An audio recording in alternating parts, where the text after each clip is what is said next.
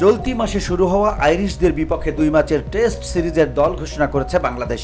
এই সিরিজ দিয়ে দীর্ঘদিন পর আবারও টেস্ট দলে ফিরলেন মাহমুদুল হাসান জয়। জাতীয় লিগে সেঞ্চুরি হাঁকানোর পুরস্কার হিসেবেই আয়ারল্যান্ডের বিপক্ষে আসন্ন 2 ম্যাচের টেস্ট সিরিজে বাংলাদেশ দলে জায়গা পেয়েছেন এই ওপেনার।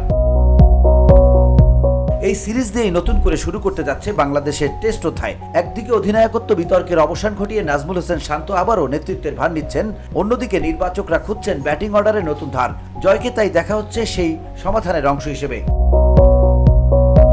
24 বছর বয়সী এই ডানহাতি ব্যাটার এখন পর্যন্ত টেস্টে গড় মাত্র 22.79, যা খুব সন্তোষজনক নয়। শ্রীলঙ্কার বিপক্ষে শেষ সিরিজে জায়গা হারানোর পর জাতীয় দলের ফেরার পথটা সহজ ছিল না। তবে জাতীয় লিগে সাম্প্রতিক শতরান নির্বাচকদের দৃষ্টি কেড়েছে, আর সেখান থেকেই টেস্ট স্কোয়াডে ফেরার টিকিট পেয়েছেন তিনি।